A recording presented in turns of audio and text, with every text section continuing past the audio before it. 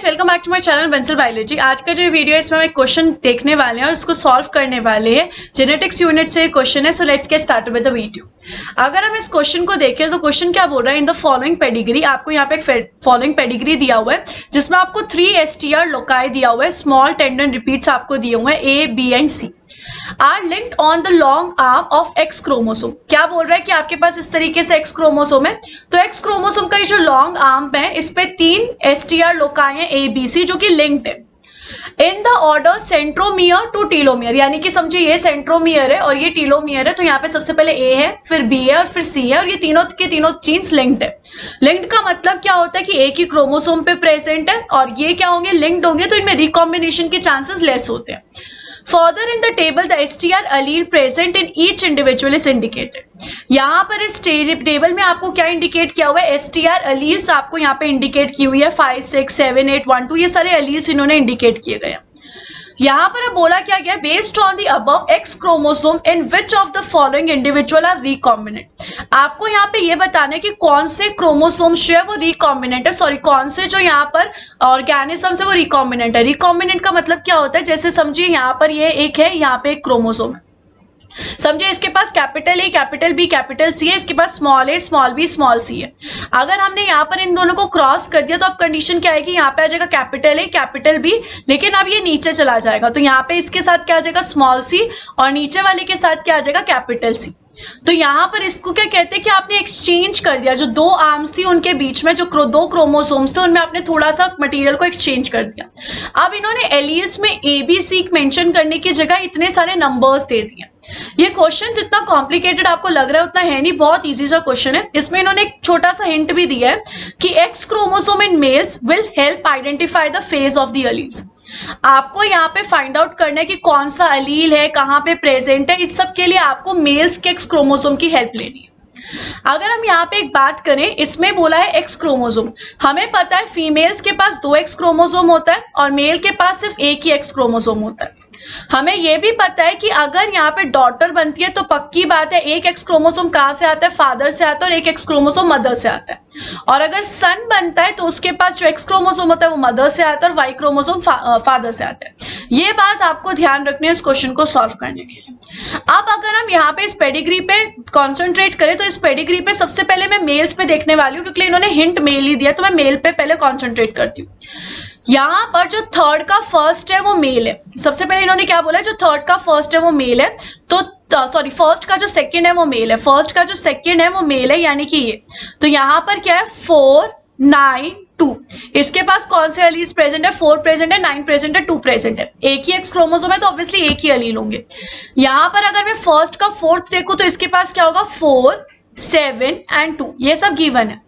इसके बाद में सेकंड का सेकंड देखो, सेकंड का सेकंड तो उसके पास क्या है 6, 8 एंड 1।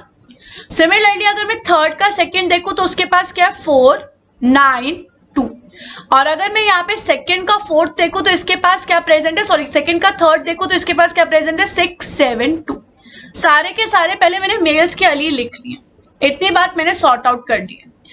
अब अगर हम इस पे डॉटर्स पे जाएं तो देखिए हमें पता है यहाँ पे डॉटर के पास एक एक्स क्रोमोसोम कहाँ से आता है, डॉटर के पास एक एक्स क्रोमोसोम आएगा पापा से, यानी कि ऑब्वियस सी बात है ये वाली जो फीमेल होगी इसके पास जो एक एक्स क्रोमोसोम आ रहा है वो पक्की बात है इसके पापा से आ रहा होगा, यानी कि इसके पास एक क्रोमोसोम तो 4, 9, 2 प्रेजेंट होगा ही होगा इसके पास।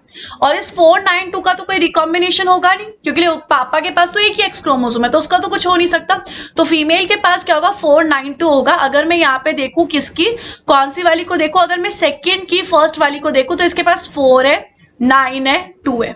इससे मुझे पता चल गया कि इसका जो दूसरा क्रोमोसोम होगा, यानी कि जो फीमेल से आ रहा है उस क्रोमोसोम पे क्या प्रेजेंट होगा 6, 7, 1। मुझे पता चल गया यहाँ पे इसके पास क्या है 6, 7, 1। सिंपल सी बात है, क्लियर, कितना इजी था। अब यहाँ पे अगर मैं अभी यहाँ पे मुझे पता चल गया कि ये कैसी दिखती है, मुझे इतनी बात पता चल गई, ये मुझे कंफर्म है, ये मैं शॉर्ट हूँ क्योंकि मुझे यहाँ पे मैंने ये सब कुछ देखा है।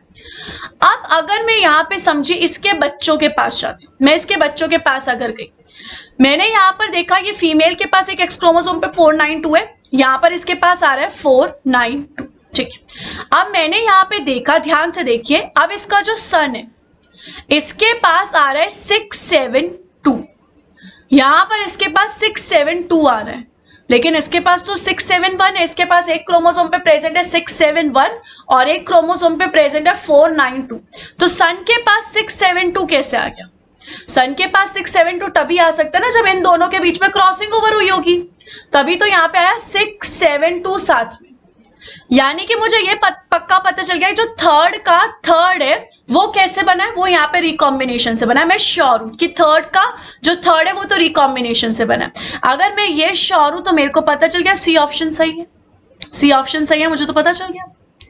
अगर मैं यहाँ पर सी ऑप्शन में, चलो ठीक है, अभी तो मुझे इतना पता चला है, अब मैं यहाँ पर देखती हूँ कि थर्ड का फर्स्ट भी क्या है ऐसा, क्या थर्ड का फर्स्ट भी इसी से ही बना हुआ है? लाइए देखते हैं। अगर मैं थर्ड के फर्स्ट पे जाऊं तो यहाँ पे लिखा हुआ है 6 एक ही लिखा है, तो हम 2 6 लिख देते हैं क्योंकि दोनों क्रोमोसोम्स पे 6 प्रेजेंट है, ये बताना चाहता है।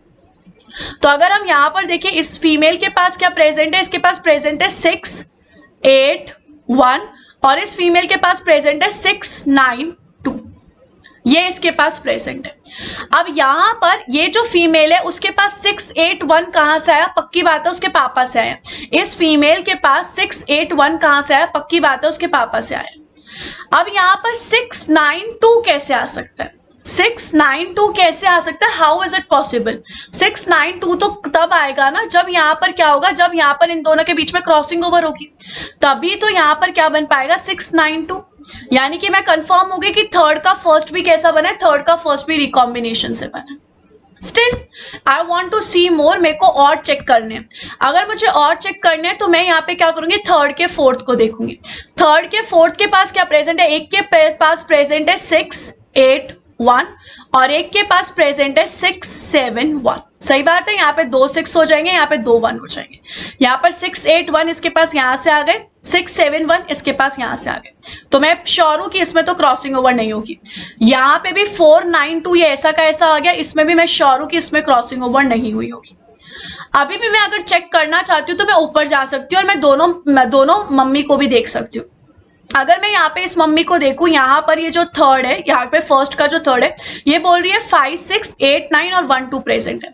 इन्होंने ये नहीं बताया कौन से क्रोमोसोम पे कौन सा एलील है। यहाँ पर मुझे दिख रहा है कि जो इनका सन है इसके पास क्या है 6 8 1, यानी कि इसकी मम्मी के पास एक क्रोमोसोम पे क्या प्रेजेंट होगा, 6 8 1 प्रेजेंट होगा। और यहाँ पे अगर मैं देखूं, यहाँ पर एक क्रोमोसोम पे पास क्या प्रेजेंट होगा, एक क्रोमोसोम के पास प्रेजेंट होगा 5 9 2, जो कि यहाँ पे गया नहीं है तो इसकी बात छोड़ते हैं। यहाँ पे 6 8 1 गया तो मैं श्योर हुआ, ठीक है 6 8 1 एक क्रोमोसोम पे हो सकता है। सिमिलरली अगर मैं यहाँ पर इस फीमेल के पास जाऊं तो इस फीमेल से यहाँ पर ये जो लड़की हो रही है इसको क्या गया है 6 7 1 गया, तो मैं यहाँ पे बोल सकती हूँ कि इसके पास क्या प्रेजेंट है 6 7 1 एक क्रोमोसोम पे प्रेजेंट है और एक क्रोमोसोम पे प्रेजेंट है 5 8 2, इस तरीके से। पर यहां से अगर मैं शॉर्ट देखूं तो मुझे थर्ड का 1 और थर्ड के थर्ड से शॉर्ट पता चल रहा है कि वहां पे रिकॉम्बिनेशन हुई। इस तरीके से मेरा सी आंसर बिल्कुल सही है, क्योंकि इन्होंने यहाँ पे जो अलील मेंशन किया ना वो इन्होंने ये नहीं बताया कौन से क्रोमोसोम पे कौन सी अलील है। यानी कि ये जो अलील है वो, जैसे मैंने यहाँ पे इन्होंने लिखा है 5 7 1, तो ये एक ही क्रोमोसोम पे प्रेजेंट है या डिफरेंट क्रोमोसोम पे प्रेजेंट है इन्होंने नहीं बताया। तो ये पेडिग्री देख के मुझे ये समझ में आया और मुझे ये पक्का पता चल गया कि थर्ड का फर्स्ट और थर्ड जो है वो रिकॉम्बिनेशन से, तो मेरा सी ऑप्शन बिल्कुल सही। ये देख के मैं कंफर्म। तो इस तरीके से ये क्वेश्चन सॉल्व करना था बहुत टफ, लेकिन आपको मतलब टफ एज इन इन्होंने बहुत घुमा के दिया है, लेकिन अगर आप थोड़ा सा इसको ध्यान से देखते हो तो आप इस क्वेश्चन को आराम से सॉल्व कर पाओगे।